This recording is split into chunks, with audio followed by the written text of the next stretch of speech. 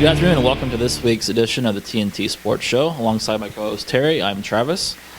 And just before we dive into things this week, just want to give another thanks to J7 Sports Grill for hosting us for yet another week.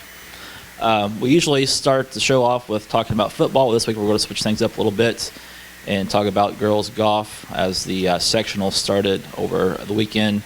Linton Stockton was down at the Vincennes sectional down at the Country Club of Old Vincennes, and Eastern Green was over in Bloomington at Cascades on Monday, and Terry was over there yesterday, so we'll have Terry talk about Eastern Green's performance yesterday. Okay.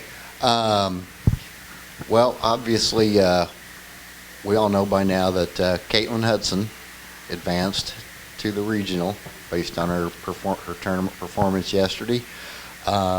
Can't say enough about her performance. You know, the biggest meet of the year, and with all the tournament pressure associated with that, and she goes out and plays as well as she has all year. She was consistent throughout, and you know, she finished in the top 10 overall, finished 8th overall, and she's one of the top 3 individuals from the non-qualifying team. So she'll get to go down to Country Oaks and play in the regional Saturday, and it's well deserved. Great job, Caitlin. She actually, like you said, she shot an 86 yesterday. So maybe just kind of compare the course that she played on yesterday compared to what they normally play at Phil Harris out here. Well, it's more up and downhill than Phil Harris is. It's got a par 3, the 9th hole, which kids have to hit over a ravine to an elevated green that slopes toward the tee. And I happened to see Caitlin on that hole, and she hit a good shot, just pin high right on the right portion of the green, about 20 feet from the hole. It's a good shot. And there's another par 5 that's got another big yawning ravine just short of the green that you either lay up or try to hit over it. So it had a set of challenges that you wouldn't see at Phil Harris. It had more out of bounds too, because a lot of the holes are bordering on Kinzer Pike and the other road that goes in front of the course. So it had its own set of challenges. Then last Tuesday they played in the SWIAC conference meet out at Phil Harris. She tied in a 3-way tie with teammate Lauren Miller and another girl from North Davies. They all 3 shot a 45, and I thought the telling point in that conference meet with her was she had a pretty good third shot on number 8. Her second shot was behind the green, and she actually entered that hole down 3 strokes. And her third shot there on the par 4, number 8, was within 5 feet. She ended up hitting that for par, and that really sparked her, and she ended up tying for first there. So I just thought that was kind of a telling point, and she carried that momentum into yesterday, actually. So yeah, and the other thing too, she put 2 consistent 9s together, and most of their matches are just 9 holes, and to be able to do that for the same thing for 18 holes, that it says something about her consistency and her persistence and her competitiveness. Then Linton Stockton, like I said, was down at Vincennes on Saturday. They didn't have anybody make it out. Molly Wright, that's been their number 1 golfer all year. She carded a 102, kind of a disappointing finish for her. She had a disappointing finish at the SWIAC meet. She was up 3 strokes in the last 3 holes, and just the putter kind of fell at her a little bit, and her chipping on number 9. But just all in all, just a good season for the A Miners when they got their first win this year in 3 years. So just a good season for them. Yeah. Then back to the football. A couple blowouts we had last Friday, which was kind of expected. Linton was down at Springs Valley, so maybe just talk a little bit about their game. Okay. A few takeaways from that game. One thing that the Miners set out to do in that game was they said they wanted to be more dynamic on offense, which meant maybe get a little more aggressive with the passing attack and open that up a little bit. And they did that. And they had if you look at the stat line on paper, 6 of 8 for 118 yards, doesn't look all that impressive, but 3 of those plays counted for 97 yards. 3 of them went for 30 yards or more. He had Muir threw touchdown strikes to Jake Clothier of 30 and 35 yards, and then another 32-yard catch and run from Pierce Jackson. And, the players were telling me that, we want to open up the passing game because teams try to stuff the box against us. We want to be able to show them another look and, make them respect that, so they can't just stuff the box with 8 or 9 people all the time trying to stop Linton's athletes and their running attack. Speaking of the running attack, I was kind of disappointed that, not just disappointed for the kid, but I think it would have added at least another interesting element to the matchup if Springs Valley's big running back, O'Brien Selby, had been able to play. He sat out with a separated shoulder, and he's the guy who ran for 247 against Eastern Green, and 158 of those by halftime, plus he had an 80-yard kickoff return. And I think Dan Phillips was telling me that Selby had a kickoff return for a touchdown against Linton last year. So it would have been interesting to see if or how well the Miners could have contained him. That would have maybe added another element to the game. About the only thing I can take away from the rest of the game. It's nice to see the reserve unit get to play the entire fourth quarter, and 2 kids got their first ever varsity touchdowns. Bill Smith on an 89-yard kickoff return, and then Luke Miller on a 15-yard burst up the middle with about 2 minutes to go. Smith told me he has the 4th fastest 40-yard dash time on the team, and he just got outside just almost instantly, and they couldn't, just none of the pursuers could even. He just outraced all the pursuers. And he's been having a good year on the junior varsity team too. I think Monday night against Washington, he had I think he may have an interception return for a touchdown. Had a couple of touchdown runs as well. So just a good week for him. Well, and he was playing some with the first unit defense down at Tecumseh, and he got an interception in that game and returned it to set up another touchdown. Then this week, the Miners, their homecoming against North Davies. Yep. Then I was over at Eastern Green Friday night. They played host to Wood Memorial. Just another team that was overmatched by Eastern Green.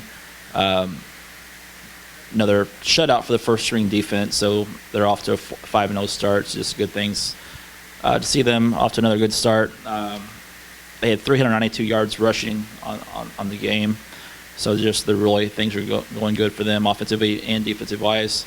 It was nice to see not only Jeff Graham getting the offense, but Brent Price had another big game. He had 132 yards on the ground with 3 touchdowns. Most of that came in the first half. And just nice to see them have another threat besides Graham back there as well. And then they have a big game this week with North Central. It's their last conference game. It's for the conference title. So, they mentioned last year they wanted to be the first team to win the conference. They fell short last year, but now they got a chance to do that this year. So just a big game Friday night for them. And if they can get past the other Thunderbirds from Farmersburg, they'll secure the first winning season in program history. Just looking at scores, I was a little surprised that North Central comes in 3-2, and they lost last week to North Knox. Not surprising they lost, but just the final score, they lost 35-0. So, I don't know if maybe they had a couple of players banged up. But it'd be interesting to see what they have this Friday night. So, Just a big game for both teams going in. And then, speaking of North Central. On the volleyball court, just a big upset last night in the SWIAC. North Central ended up beating Linton in 4 sets. Again, not too surprising that North Central won. They got a talented group led by the Kennedy girl, but just looking at some of the scores in that match, just was a little surprised that they won in 4 and kind of handled Linton. That Linton's been the top team in the SWIAC this year, I thought, so just a little surprising there. Yeah, I thought it was a puzzling loss, and I don't know, this is where I get into trouble sometimes going by comparative results, but Bloomfield handled North Central so easily. thought the minors would probably do the same thing, and that didn't happen, obviously. And that kind of opened things up in the conference race as well. You have Lent with a loss now, Bloomfield with a loss, Eastern with one loss, and Clay City's right there with one loss as well. So it's just anybody's race with the last couple weeks of the season going in as well. And I was surprised too to see Eastern Green drop that match to Wood Memorial. I know Kelsey Fleener is not 100% with that shoulder bothering her, but still, this is a Wood Memorial team that WRV handled in 4 sets. I would have penciled both of those in for wins for the good guys, both Linton and Eastern Green. I didn't really see either of those losses coming. And for Eastern Green, you hate to say it, but it may have been a case where they was looking at tonight's match with Bloomfield as well. Oh, and that's going to be a big one. And then speaking of Eastern Green, I was down at South Knox Saturday with them in their round robin, and they played Washington, Pike Central, and South Knox. They won 2 of those 3. They lost to South Knox in 3 sets. As Terry mentioned, Kelsey Fleener was not playing in those matches.